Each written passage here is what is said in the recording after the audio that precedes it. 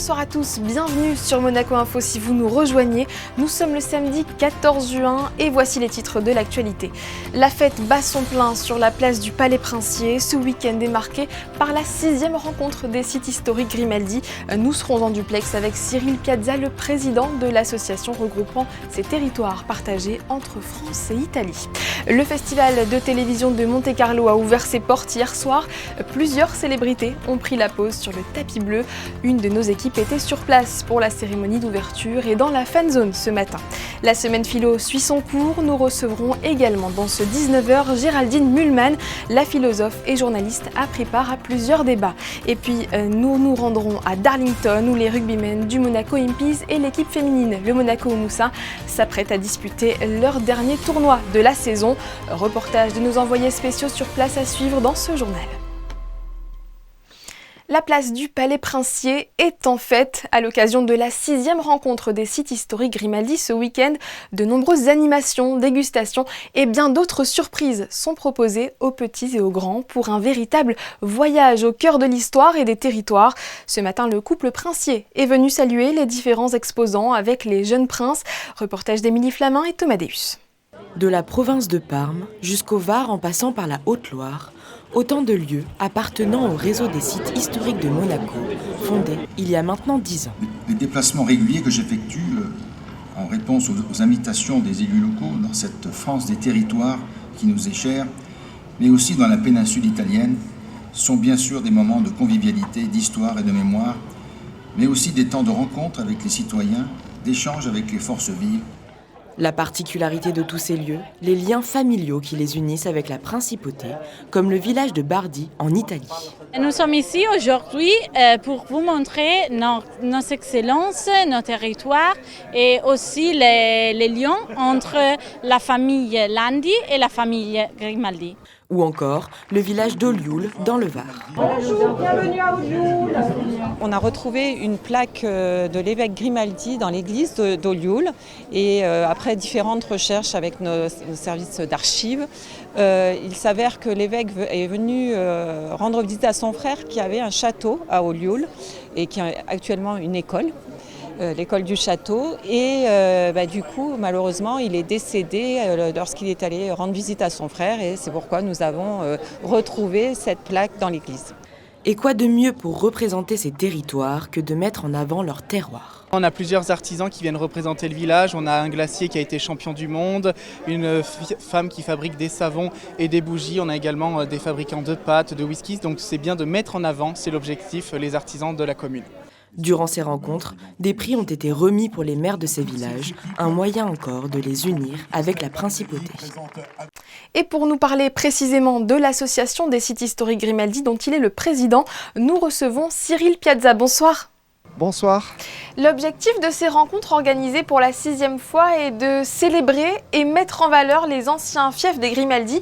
Vous qui les connaissez bien, combien en dénombre-t-on au sein de l'association ? Il y en a en France comme en Italie ? Il y en a à peu près une centaine en France et presque une quarantaine en Italie, ce qui fait 140 entre la France et l'Italie. L'association est née en 2015 à l'initiative de l'ancien maire de Menton, Jean-Claude Guibal. Quel était l'objectif premier ? L'objectif premier, c'était de faire rayonner cette histoire entre la famille Grimaldi de Monaco et ses anciens fiefs en France. Et c'était aussi de pouvoir mettre en avant des territoires qui étaient un petit peu éloignés et qui pouvaient bénéficier, je dirais, de ce prestige lié à la famille Grimaldi et à la principauté de Monaco. Concrètement, qu'est-ce qu'elles gagnent ces communes à faire partie du réseau ? De la visibilité principalement ? Elles gagnent de la visibilité, elles gagnent une promotion dans le cadre de leur développement touristique puisque une fois qu'elles entrent dans le réseau, elles font partie de ce réseau et en faisant partie de ce réseau, elles rayonnent d'une commune à l'autre, elles rayonnent aussi en principauté et ça permet à des touristes de découvrir des territoires qui n'auraient pas forcément les moyens d'être mis en avant. Sur quels critères une ville peut-elle en faire partie ? Le critère est très simple, il faut avoir un lien historique avéré avec la famille Grimaldi de Monaco, donc la famille de son Altesse Sérénissime, le prince Albert II de Monaco. Est-ce que vous avez déjà une idée de la prochaine commune qui adhérera au réseau ? Alors, le réseau se développe puisque ce seront plusieurs communes qui adhéreront par le biais des départements, puisque nous avons la chance d'accueillir le département de la Manche et le département des Ardennes, ainsi que, je pense, la Mayenne, et qui fédéreront les communes au sein des départements pour que celles-ci puissent avoir une représentativité au cœur de l'association. Merci beaucoup Cyril Piazza pour cet éclairage. On espère que cet échange donnera envie à nos téléspectateurs de découvrir ou redécouvrir le riche patrimoine des Grimaldi, notamment ce week-end sur la place du Palais. Merci. Merci à vous et n'oubliez pas ce soir le grand spectacle Son et Lumière sur la place du Palais à 22h. Tout à fait, vous faites bien de le rappeler. Merci encore. Merci. C'est l'événement cathodique du calendrier monégasque. Le festival de télévision de Monte-Carlo a fait son grand retour hier au Grimaldi Forum.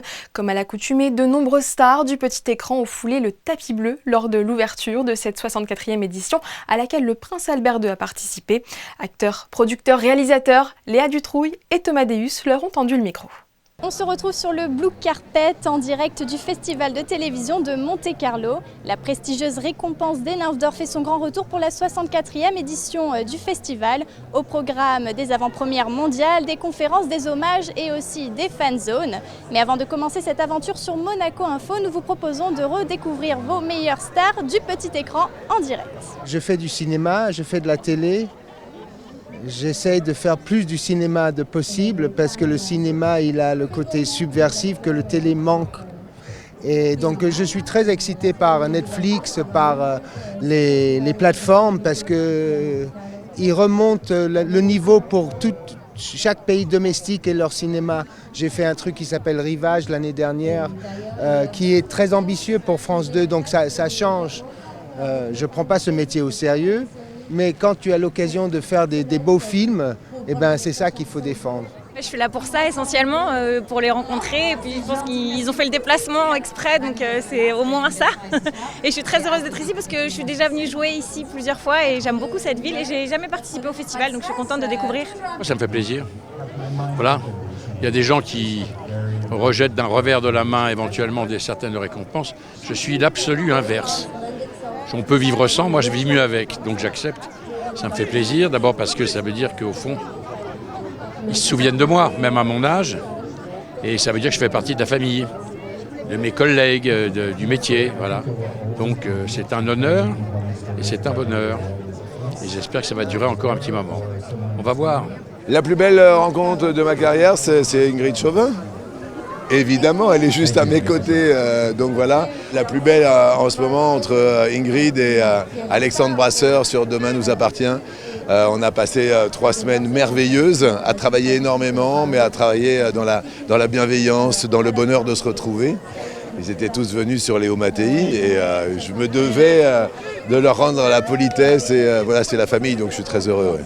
Si côté série française, l'élégance et le talent étaient au rendez-vous, du côté international, les stars n'ont pas boudé leur plaisir d'être à Monte-Carlo. I love doing voice-over jobs. Yeah, I've done that. I've done Blue-Eyed Samurai. I love it.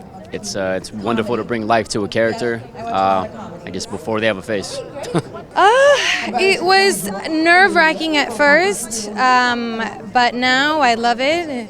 C'est un personnage que j'aime beaucoup et c'est complexe, elle est intelligente et une série comme NCIS, c'est vraiment comme ce que tu dis, a dream.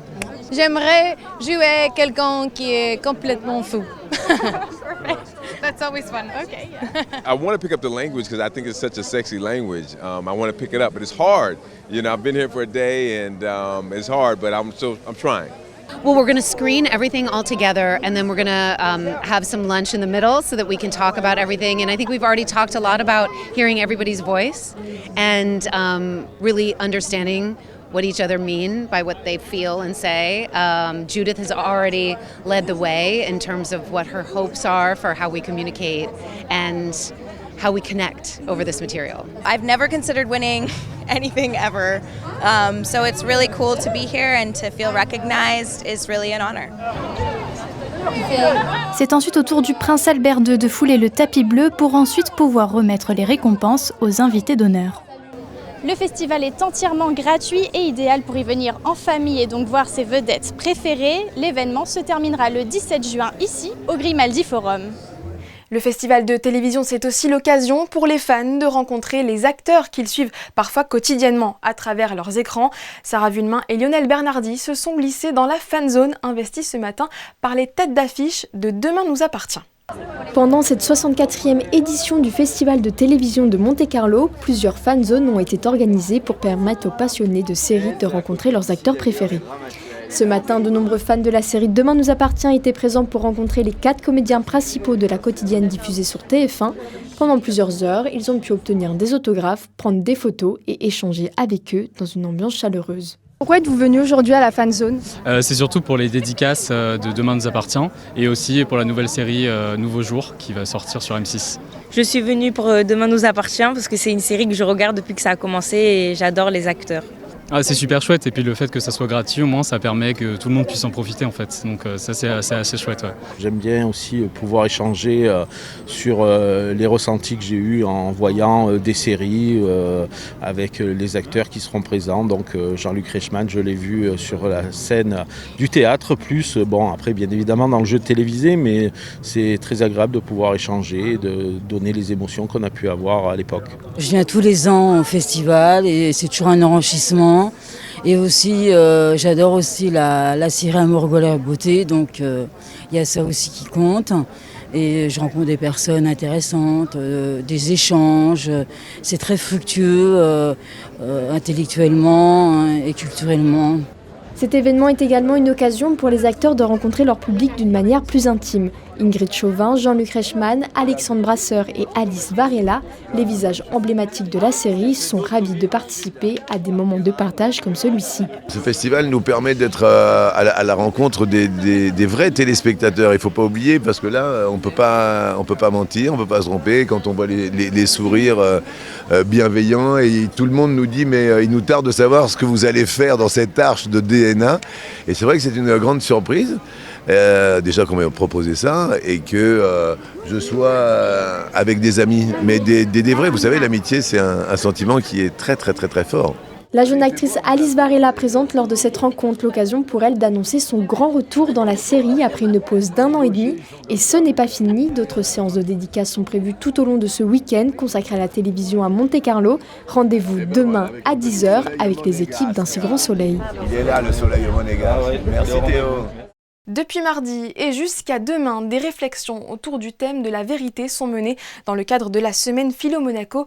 Cet après-midi, l'événement investissait l'hôtel Hermitage pour des discussions plus précisément sur la fiction et la confession. Le prince Albert II et la princesse Caroline étaient dans l'assistance.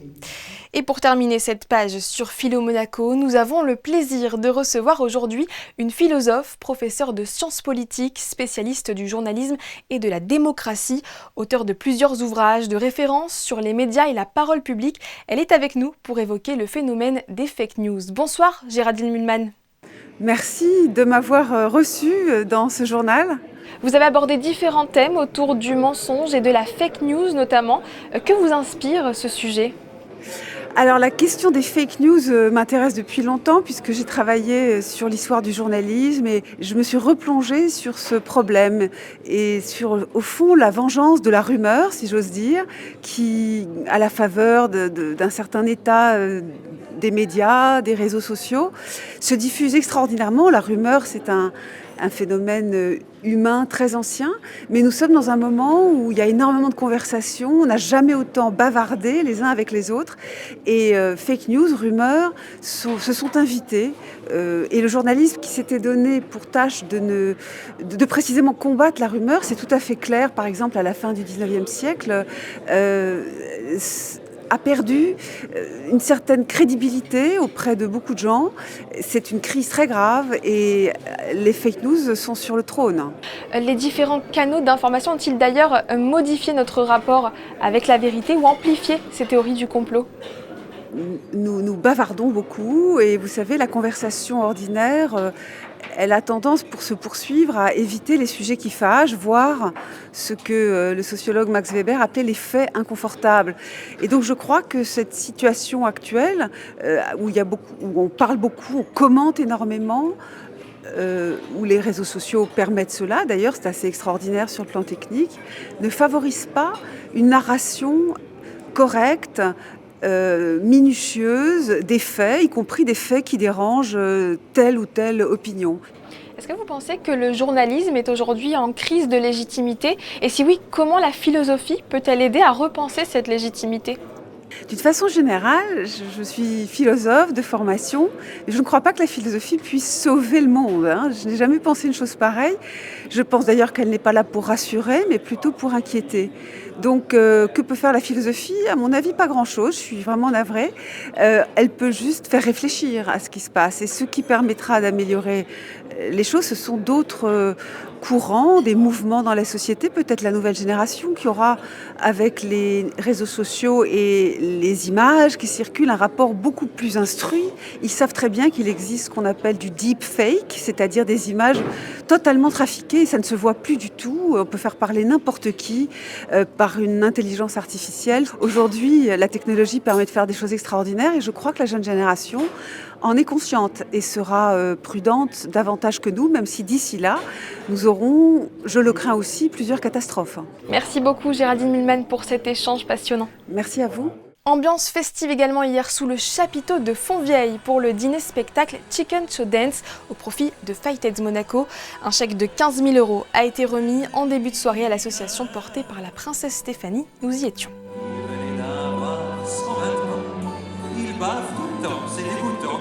Ouvrons une page sport avec d'abord du basketball. Après avoir éliminé l'Asvel en demi-finale au terme d'un match 4 à rebondissement, la Roca Team retrouve le Paris Basketball en finale du championnat de France de Betclic Elite.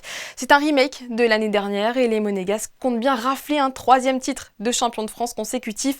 Une mission sans Mike James, toujours suspendu. Écoutez l'entraîneur Vassilis Spanoulis et le pivot Mam Djaïté avant le décollage pour la capitale. Mike is a unique player. Is our leader of the season, but now we have a lot of guys that can step up, can help the team, and we saw this also with Le Mans and Villeurbanne. Different players show up, step up. So we have to find a way, like a team, to cover his absence. For sure, you cannot replace Mike. Let's be honest. But from the other side, like a team, we can make a great job to replace him and everybody to step up and to make something extra effort to help the team to win.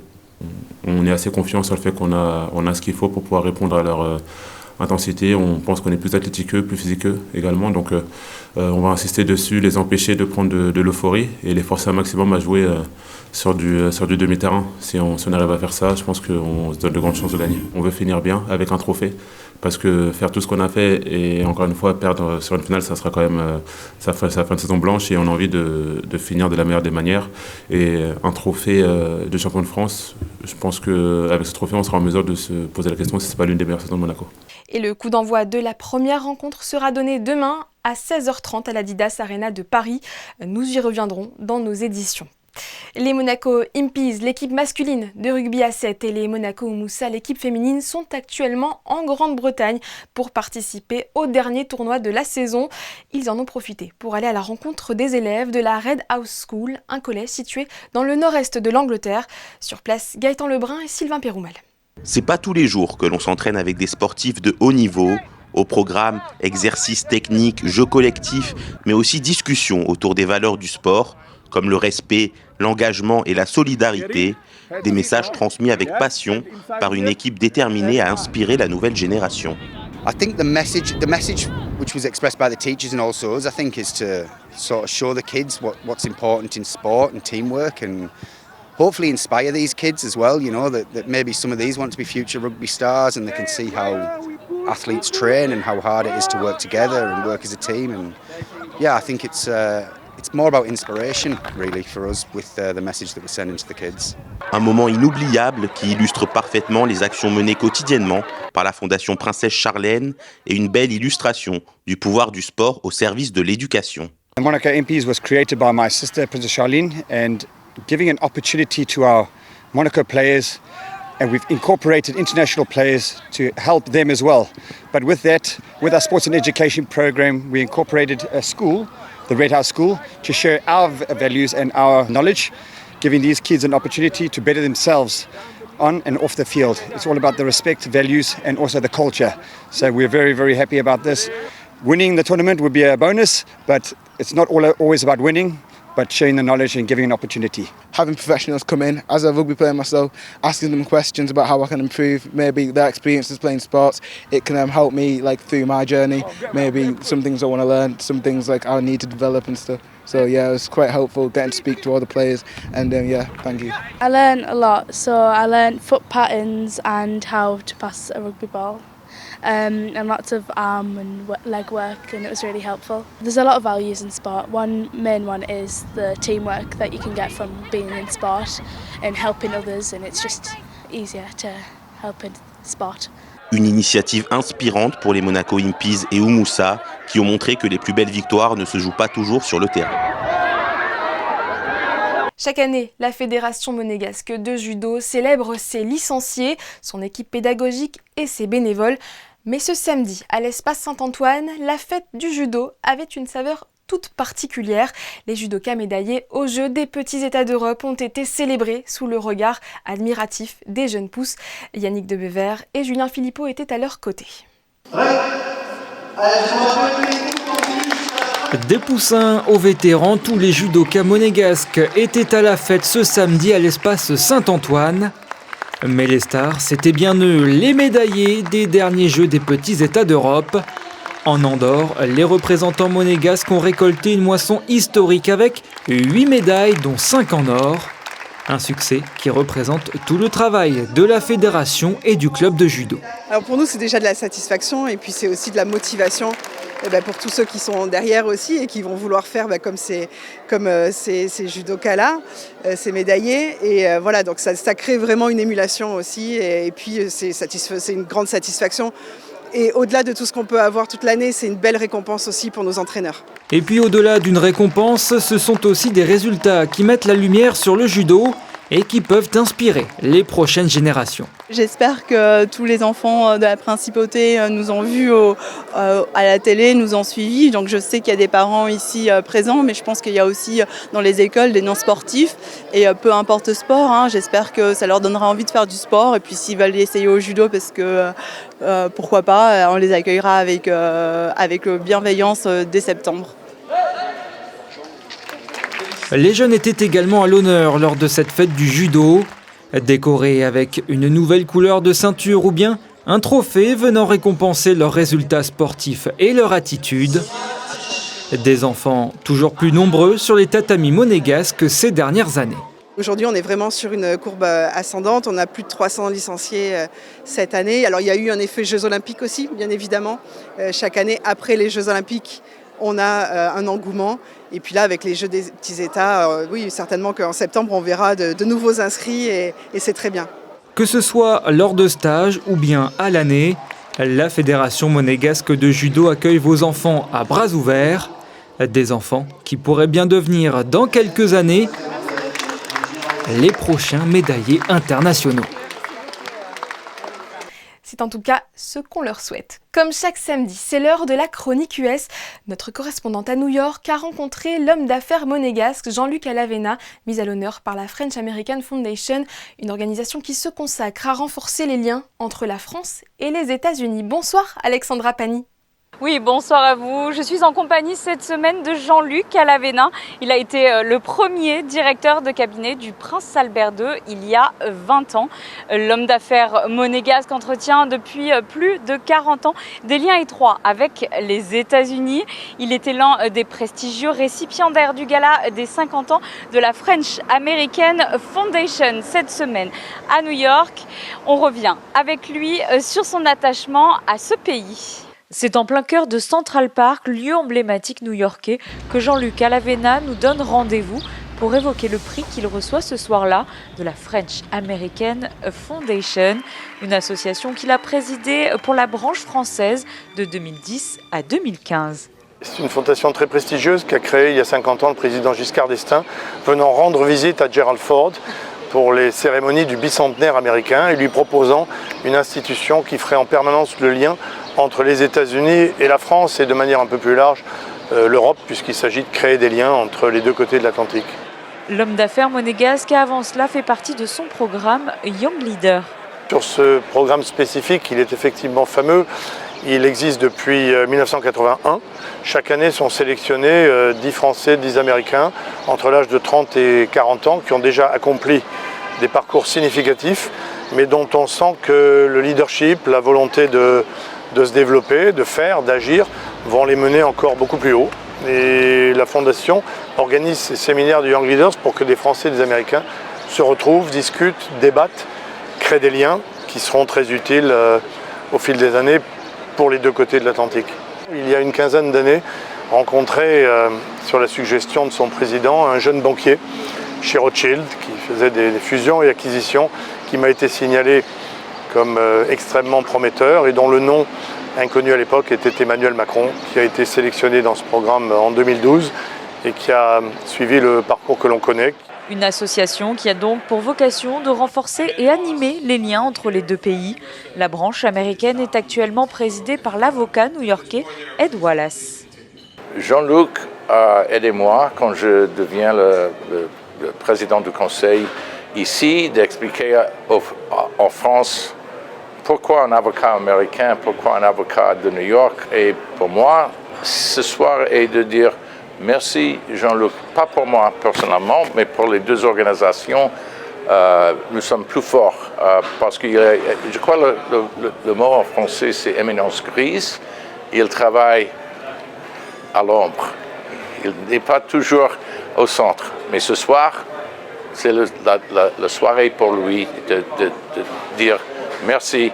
Dans la soirée, un autre prix a été remis à Dan Schulman, l'ancien président de PayPal. Des liens étroits lient Jean-Luc à l'Avena aux États-Unis, où il se rend régulièrement pour des raisons professionnelles depuis plus de 40 ans. Mais il revient également sur un attachement plus personnel. Ce banc est dédié à une de mes 4 filles, Constance, qui a effectivement décidé, comme les autres, de se donner une certaine ambition. Et après les racines monégasques, leur naissance à Monaco, toutes ont effectué des études à l'étranger. L'une d'entre elles a choisi le New York University il y a un peu plus de 10 ans. Et en 2015, nous étions ici en famille pour sa graduation. Et le moment où elle recevait son diplôme, je me demandais ce que je pouvais offrir à une fille qui a ce succès. Et l'idée m'est venue de contribuer à la nature, puisque Central Park a une fondation qui reçoit des dons. Et lorsque une personne privée contribue, il y a un banc qui lui est dédié pour repenser à ce qui fait qu'une jeune femme a pu se développer. Je le souhaite à tous les Monégasques en faisant des études de très bon niveau à l'étranger.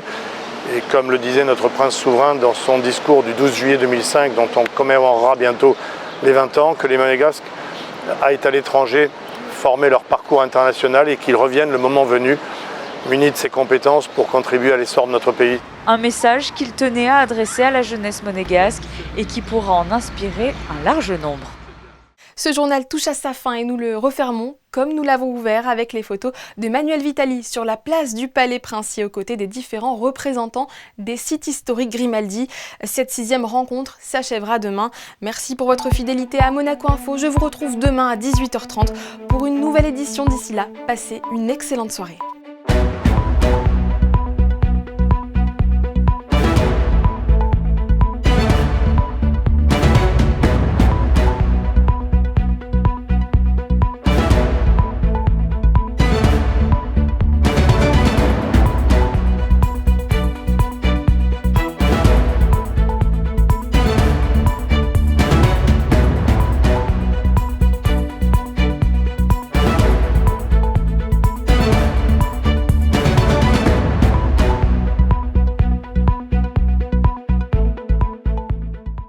Retrouvez la météo avec Suisse Courtage, votre partenaire de confiance en assurance à Monaco. Protection sur mesure pour particuliers et professionnels. Bonsoir à tous, je suis ravie de vous retrouver afin de faire le point sur le temps de demain. Les nuages devraient faire leur retour malgré des températures encore bien chaudes. Il fera 27 degrés dès le matin et jusqu'à 29 degrés dans l'après-midi. Demain, nous souhaiterons une très belle fête à toutes les Germaines et ce sera également la journée mondiale de lutte contre la maltraitance des personnes âgées. Une journée qui a pour but de sensibiliser l'opinion publique sur ce fléau qu'il faut condamner ensemble. C'était la météo avec Suisse Courtage, votre partenaire de confiance en assurance à Monaco. Protection sur mesure pour particuliers et professionnels.